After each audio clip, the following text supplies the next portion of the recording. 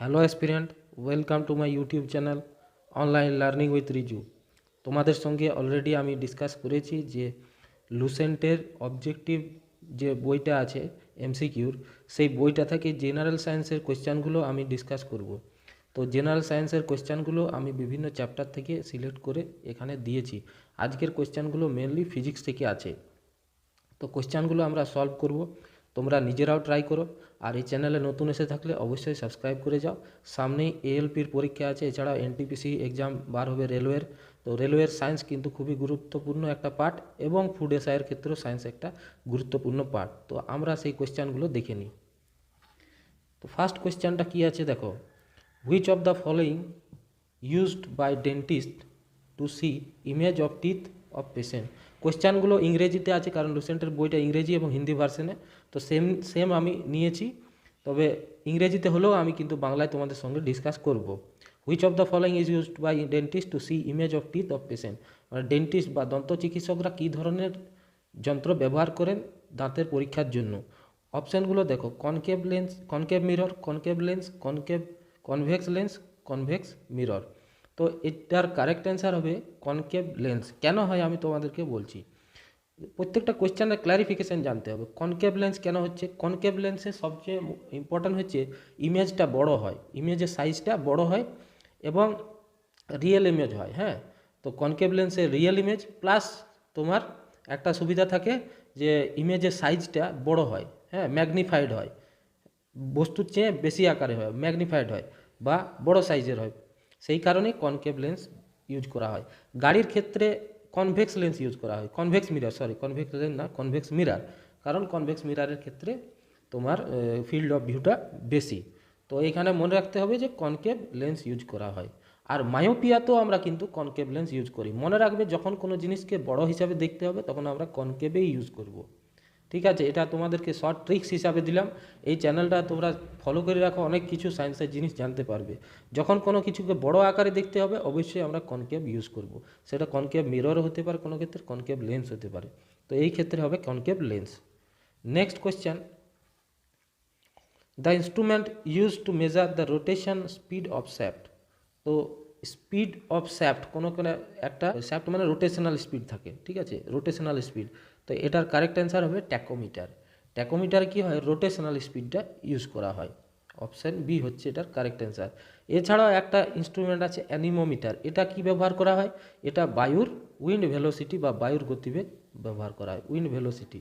ঠিক আছে, ক্রোনোমিটার দিয়ে টাইম বা ক্রোনোলজি যেটাকে বলা হয় মেজার করা হয়। নেক্সট কোয়েশ্চেন আমরা চলে যাব। নেক্সট কোয়েশ্চেন হচ্ছে, which of the following has the lowest frequency. তো এই ফ্রিকোয়েন্সির একটা ক্রম মনে রাখতে হবে। মনে রাখবে একটা ট্রিক, সেটা হচ্ছে RMIV UXG।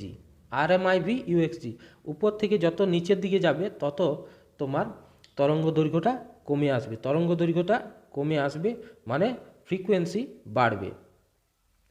তো এইগুলোর মধ্যে কি কি আছে দেখো, ভিজিবল আছে বা দৃশ্যমান, গামা আছে, এক্স আছে, আলট্রাভায়োলেট। তো দেখো, সবচেয়ে আলট্রাভায়োলেট, এই যে এটার নামটা পুরোটা তোমাদেরকে বলছি। RMIV UXG, মানে আর মানে হচ্ছে রেডিও, এম মানে হচ্ছে মাইক্রো, আই মানে হচ্ছে ইনফ্রারেড, ভি মানে হচ্ছে ভিজিবল, ইউ মানে হচ্ছে আলট্রা, এক্স মানে এক্স, আর জি মানে গামা। তো এইটা হচ্ছে ক্রম। কীভাবে মনে রাখবে, RMIV UXG, উপর থেকে নিচে লিখবে, এবং উপর থেকে নিচে যত যাবে ওয়েভ লেন্থটা কিন্তু তোমার কমে যাচ্ছে, ওয়েভ লেন্থ কমে যাচ্ছে। তাহলে ওয়েভ লেন্থ আর কম্পাঙ্কের কিন্তু যে সম্পর্ক সেটা হচ্ছে ব্যস্ত সম্পর্ক, অর্থাৎ কম্পাঙ্ক তোমার ওয়েভ লেন্থ যত তোমার কমবে কম্পাঙ্ক বাড়বে। এই ক্ষেত্রে সবচেয়ে কম কম্পাঙ্ক হচ্ছে ভিজিবল, তোমরা নিজেরাই বুঝতে পারছো ভিজিবল কোথায় আছে এইখানে। আর যত নিচে যাচ্ছ তরঙ্গ দৈর্ঘ্য কমে যাচ্ছে মানে কম্পাঙ্ক বাড়ছে, অর্থাৎ গামা আছে তারও কম্পাঙ্ক বেশি, এক্স আছে তারও কম্পাঙ্ক বেশি, আলট্রা আছে তারও এক্স কম্পাঙ্ক বেশি। তো কম হচ্ছে তোমার ভিজিবলটা। তাহলে এখানে কারেক্ট অ্যান্সার হয়ে গেল option A. Correct answer option A, সবচেয়ে কম তরঙ্গ দৈর্ঘ্যের হচ্ছে গামা। নেক্সট কোয়েশ্চেন আমরা যাব, what is the unit of physical quantity inductance. ইন্ডাকটেন্সের বা আবেশক, তার একক কী। তো এটা আবেশকের একক হচ্ছে হেনরি। কি হবে, এর একক হচ্ছে হেনরি। অপশান সি হচ্ছে কারেক্ট অ্যান্সার। ফ্যারাড কিসের একক, ফ্যারাড হচ্ছে তোমার ক্যাপাসিটেন্স বা তড়িৎ ধারকত্বের একক। ক্যাপাসিটেন্স হচ্ছে বা তড়িৎ ধারকত্বের একক হচ্ছে ফ্যারাড। ঠিক আছে, চৌম্বক ক্ষেত্রের একক হচ্ছে ওয়েবার। তো এগুলো কোয়েশ্চেনগুলো জানতে হবে। এটার কারেক্ট অ্যান্সার হয়ে গেল Henry, option C. Next question, which one is not true with electromagnet? ইলেকট্রোম্যাগনেটের সঙ্গে নিচের কোন বক্তব্যটি সঠিক নয়? ইলেকট্রোম্যাগনেট কী করে তৈরি করে তোমাদের সঙ্গে বলছি। ইলেকট্রোম্যাগনেট মানে কাঁচা লোহা বা ইত্যাদি জিনিসকে যখন আমরা কারেন্ট বা ইলেকট্রিক বা তড়িতের দ্বারা আমরা যখন চুম্বকে কনভার্ট করি বা রূপান্তরিত করি, তখন সেটা হয় ইলেকট্রোম্যাগনেট। সেটা সফট হতে পারে, হার্ড হতে পারে, দুরকম আছে ম্যাগনেট।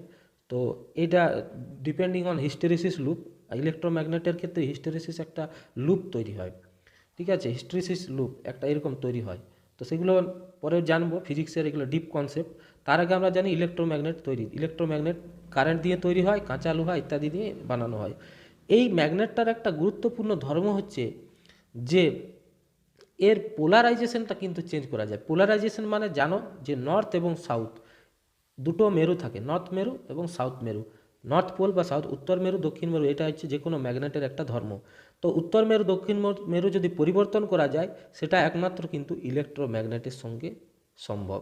অর্থাৎ অন্য ম্যাগনেটের নর্থ মেরু এবং সাউথ মেরু চেঞ্জ করা যায় না। তাহলে এখানে দেখো নট ট্রু বলেছে, এখানে কি লেখা আছে? Polarity can not be change. এটা ভুল। পোলারিটি বা উত্তর মেরু দক্ষিণ মেরু চেঞ্জ করা যায়, পোলারিটি চেঞ্জ করা যায়। পোলারিটি মানে নর্থ সাউথ চেঞ্জ, তো সেটা চেঞ্জ করা যায় ইলেকট্রোম্যাগনেট। তাহলে কারেক্ট অ্যান্সার হয়ে গেল অপশন সি। বাকিগুলো কি আছে? It is temporary. অবশ্যই টেম্পোরারি, যতক্ষণ কারেন্ট থাকবে ততক্ষণ ম্যাগনেট হিসাবে থাকবে। এয়ার গ্যাপটা বাড়ালে strength varies with air gap. হ্যাঁ, সেটাও ঠিক। এয়ার গ্যাপ যত আমরা কমাবো, তত কিন্তু ম্যাগনেটটা ক্ষমতাটা বাড়বে, এবং এয়ার গ্যাপটা যদি আমি বাড়াই তাহলে ক্ষমতাটা কমবে। এটা হচ্ছে তোমার ইলেকট্রোম্যাগনেটের নিয়ম। Strength can be change, D option যেটা আছে, স্ট্রেংথ ক্যান বি চেঞ্জ করা যায়, ক্ষমতাটা চেঞ্জ করা যায়। এগুলো সবই ঠিক আছে, একমাত্র ঠিক নেই এটা যে পোলারিটি চেঞ্জ করা যাবে না। পোলারিটি অবশ্যই চেঞ্জ করা যাবে ইলেকট্রোম্যাগনেটের ক্ষেত্রে। তো কারেক্ট অ্যান্সার হয়ে গেল অপশন সি। দেখো, একটু সময় লাগলো, কনসেপ্টগুলো বুঝে নাও। নেক্সট এবং শেষ তথ্য ভিডিওটা দেখো। What is the value of G? G এর ভ্যালু কি? জি এর ভ্যালু সবাই জানি। জি এর ভ্যালু হচ্ছে 9.8, যেটা আমরা অ্যাপ্রক্সিমেট ধরে নিই 10। 9.8 meter per second square, option A. এটা হচ্ছে অভিকর্ষজ ত্বরণ। Next question, what is which of the following is an example of scattering of light? Scattering মানে হচ্ছে ছড়িয়ে যাওয়া, বিক্ষেপ। তো সেটা বিক্ষেপণ বা স্ক্যাটারিং যেটা, তার এক্সাম্পল নিচের কোনগুলি? টুইঙ্কলিং অফ স্টার মানে তারাদের ঝিকমিকি করা, splitting off white light through a glass prism মানে প্রিজমের মধ্যে দিয়ে আলো গিয়ে যে স্প্লিট হয়, ভাঙে যায় 7টি বর্ণে, সেটা। Blue colour of the sky নীল আকাশের যে নীল রং হয় সেইটা। রেনবো রামধনু। এই চারটের মধ্যে কোনটি স্ক্যাটারিং বা বিক্ষেপণের সঙ্গে এক্সাম্পল? বিক্ষেপণের এক্সাম্পল ভালো করে বুঝো। বিক্ষেপণ বা স্ক্যাটারিংয়ের বেস্ট এক্সাম্পল হচ্ছে নীল আকাশ। আকাশটা নীল দেখায়, তার হচ্ছে বেস্ট উদাহরণ হচ্ছে ব্লু কালার অফ স্ক্যাটারিংয়ের বেস্ট উদাহরণ হচ্ছে blue colour of the sky. আর বাকিগুলো কিসের উদাহরণ সেটাও দেখছি। এই যে 7টা বর্ণে ভাগ হয়, আলো প্রিজমের মধ্যে দিয়ে যাওয়ার সময় 7টি বর্ণে ভাগ হয়, এটা হচ্ছে ডিসপারশনের একটা উদাহরণ। কিসের উদাহরণ? ডিসপারশন। ঠিক আছে। আর টুইঙ্কলিং অফ স্টার এটা কিসের উদাহরণ? টুইঙ্কলিং অফ স্টার এটা হচ্ছে একটা রিফ্র্যাকশন বা প্রতিসরণের উদাহরণ। এটা হচ্ছে প্রতিসরণের উদাহরণ। আর রেনবো এটাও কিন্তু প্রতিসরণের উদাহরণ। তো এগুলো হচ্ছে প্রতিসরণের উদাহরণ, এটা হচ্ছে ডিসপারশন এর উদাহরণ, হোয়াইট লাইট যেটা 7টি বর্ণে ভাগ হচ্ছে। আর নীল রং, আকাশের নীল রং, সেটা হচ্ছে স্ক্যাটারিংয়ের একটা উদাহরণ। ঠিক আছে, তো কনসেপ্ট ক্লিয়ার হয়ে যাচ্ছে। Next question, the focal length of a lens 50 centimetre, it's power. কোনো লেন্সের ফোকাস দৈর্ঘ্য 50 সেন্টিমিটার হলে সেটির পাওয়ার কত? তো পাওয়ারের আমরা যেটা ম্যাথমেটিক্যাল ফর্মুলা সেটা হচ্ছে P সমান 100/f। এফ হচ্ছে ফোকাস দূরত্ব। তাহলে এফের ভ্যালুটা যদি আমি বসাই 50, তাহলে কত বেরোবে? 2 বেরোবে। তাহলে 2 ডায়োপ্টার। লেন্সের একক হচ্ছে মানে লেন্সের পাওয়ারের যেটা ইউনিট সেটা হচ্ছে ডায়োপ্টার। তাহলে অপশান ডি হয়ে গেল এটার correct answer, 2 dioptre. Next, the Saturn rings were discovered by, শনির বলয়কে আবিষ্কার করে। তো এটা তোমাদের জন্য কোয়েশ্চেনটা থাকলো স্পেশালি ইন্টারেক্টিভ ক্লাস করার জন্য, এরকম দরকার। তোমরা কিন্তু এটা সহজ কোয়েশ্চেন, তোমরা জানাও আর কমেন্ট সেকশনে আমি কিন্তু শেয়ার করে দেবো। Next question, absolute refractive index of any medium is always, মানে অ্যাবসোলিউট রিফ্র্যাক্টিভ ইন্ডেক্স পরম প্রতিসরাঙ্ক। তো পরম প্রতিসরাঙ্ক দেখে নাও, পরম প্রতিসরাঙ্ক মানে সি বাই ভি। এখানে সি কি, সি মানে হচ্ছে শূন্য মাধ্যমে আলোর বেগ, আর ভি মানে হচ্ছে ওই মাধ্যমে আলোর বেগ।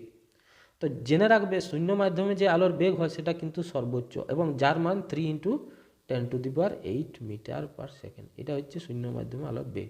এর চেয়ে বেশি বেগে কোনো মাধ্যমে আলো যেতে পারে না। তাহলে এই ভি এর মানটা সবসময় কম হবে, অর্থাৎ সি বেশি আর ভি কম, তাহলে সবসময় মানটা কত হবে, μ > 1 হবে। তাহলে এটার কারেক্ট অ্যান্সার হয়ে গেল অপশন এ। এটা মনে রাখবে, μ = c/v, পরম প্রতিসরাঙ্ক মানে c/v। ঠিক আছে, নেক্সট কোয়েশ্চেন, একজন ছেলে 20 মিটার, কোয়েশ্চেনটা দেখিনি। একজন ছেলে 20 মিটার উঁচু জায়গা থেকে একটা পাথর ফেললো, drops a stone assuming G 10 meter per second square, the velocity with which the stone hits the ground. মানে উপর থেকে নিচে একটা পাথর ফেলে দিল, যেটা ডিস্টেন্স হচ্ছে, এটা হচ্ছে 20 মিটার। তাহলে ওই জি এর মান দেওয়া আছে, তাহলে বলছে কত গতিবেগে এই মাটিতে পড়বে। তাহলে এটার সহজ একটা ফর্মুলা দেখো ইউজ করছি, কত গতিবেগ। তো আমরা জানি এস সমান, এই যে আমি বসাচ্ছি ভি স্কোয়ার, একটা ফর্মুলা ইউজ করছি, ভি স্কোয়ার সমান ইউ স্কোয়ার, আর উপর থেকে নিচে যাচ্ছে 2GS। এই ফর্মুলাটা যদি ইউজ করো তাহলে ইউ এর মানটা কত, ইউ সমান হচ্ছে 0। কেন বলেছি, ইউ মানে প্রাথমিক গতিবেগ, প্রথমে যখন ফেলা হচ্ছে তখন তো শূন্য গতিবেগ, তাহলে ইউটা 0, কিন্তু ভিটা আছে, ভি এর মান আছে, ভি বার করব, আর জি এর মানটা দেওয়া আছে তোমার 10। ঠিক আছে, আর এসটাও দেওয়া আছে, এস মানে দূরত্ব, সেটা হচ্ছে 20। তাহলে এটা আমি যদি করি তাহলে ভি স্কোয়ার সমান হচ্ছে 2 ইন্টু 2, ভি স্কোয়ার সমান হচ্ছে, আরও লিখছি, ভি স্কোয়ার সমান 2GS। তাহলে ভি সমান √2GS। এটার ভ্যালু বসালে তোমরা অ্যান্সারটা পাবে 2 × 10 × এটা 20, তাহলে 400 হচ্ছে। এটা কত ভ্যালু হচ্ছে, √400। এবার √400 মানে হচ্ছে 20, তাহলে এটার কারেক্ট অ্যান্সার হলো 20।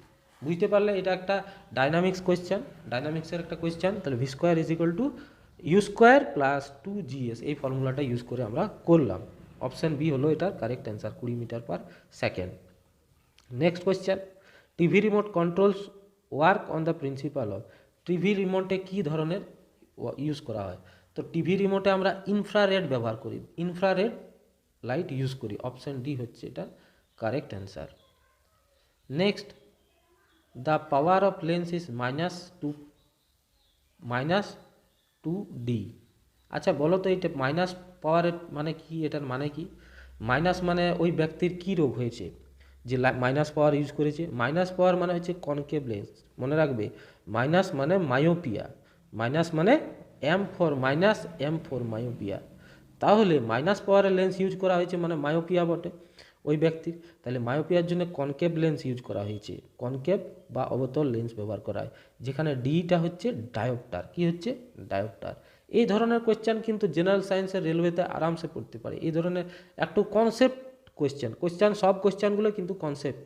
তাহলে পয়েন্ট 2D মানে ডি মানে ডায়োপ্টার, আর মাইনাস দেওয়া আছে, তার মানে এটা কনকেভ লেন্স ইউজ করা হয়েছে। ঠিক আছে, next, most of the sources of energy we use represent stored solar energy, which of the following is not derived from sun's energy। সূর্যের সমস্ত শক্তির উৎস এটা আমরা জানি, কিন্তু সূর্যের এইগুলোর মধ্যে একটি আছে যেটি সূর্যের উৎস নয়, সেটি হচ্ছে বায়োমাস বা জৈব শক্তি, যেটা জৈব ভরজনিত শক্তি। প্রত্যেকটা বস্তুর যে জৈব বায়োমাস আছে বা জৈব পদার্থ দিয়ে তো তৈরি, সেই পদার্থ থেকে যে শক্তি হয় সেটা হচ্ছে যে বায়োমাস। তো বায়োমাস এনার্জি হচ্ছে সানস থেকে পায় না। তো অপশান ডি হয়ে গেল কারেক্ট অ্যান্সার। তো আমরা দেখলাম অনেকগুলো কোয়েশ্চেন। এই কোয়েশ্চেনগুলো সলভ করার পর আমাদের একটা আইডিয়া হলো যে কনসেপ্ট বিল্ডিংয়ের মাধ্যমে কিন্তু প্র্যাকটিস করতে হবে। তোমরা চ্যানেলটা অবশ্যই সাবস্ক্রাইব করো এবং নোটিফিকেশন বেল আইকন প্রেস করে যাও।